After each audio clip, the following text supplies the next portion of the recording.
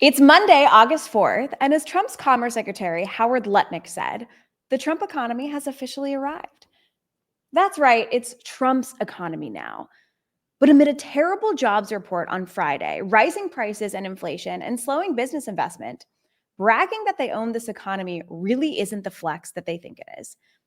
I'm Hannah Moldavan, Deputy Communications Director for the Democrats, and your host for today. This is the Democrats' Daily Blueprint.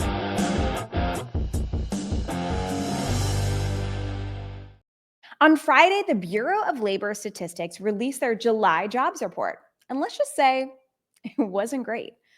Here's the reaction from Fox Business. The NASDAQ down about 200, going 73,000 jobs. 73,000 jobs created in the month of July. Number just coming out. And that's total. Hear those stunned grunts from the panel? Well, the 73,000 jobs that were added is far below the projections of 110,000. And adding insult to injury, the report also downgraded the number of jobs that had added for both May and June by a combined 258,000. You can see right here that Trump's trade war is directly linked to businesses slowing down their hiring. On the flip side, it's actually forcing businesses to lay off even more American workers. So far this year, companies have reported over 800,000 layoffs, more than any year to this point since the pandemic. Look, we know that Donald Trump made his career by firing people on TV. You're fired. You're fired. You're fired. You're fired. You're fired. You're fired. Fired. Fired. Fired. You're fired. Fired. Fired. You're fired. You're fired. As president, he's basically doing it again. Every time he opens his mouth or fires off another tweet that tanks the market. But on Friday, he fired the Commissioner of Bureau of Labor Statistics for simply doing her job and releasing the numbers that reflected poorly on Trump's economy. It didn't matter that she was well respected on both sides of the aisle. It didn't matter that the jobs report is compiled by dozens of economists and the head of the Bureau has no say on how good or bad the numbers are. Trump just didn't like the report. So he did what he does best, and he threw a fit. Now, I get that it's been 10 years since Donald Trump came down his golden escalator, so we can start to feel numb by all of this. We've heard words like fake news, phony numbers, alternative facts so often, it is exhausting. But the fact that Trump fired the messenger because he didn't like the message when it came to his job numbers should be a wake-up call for all of us. After attacking the courts, journalists, federal workers, and anyone who dares to call him out, after suing Ivy League schools, media companies, and even the owner of Fox News, after taking time out of his busy golfing schedule to rail against a radio host who criticized his handling of the Epstein case, now he's aiming fire at the nonpartisan, dedicated economists who inform our public policy.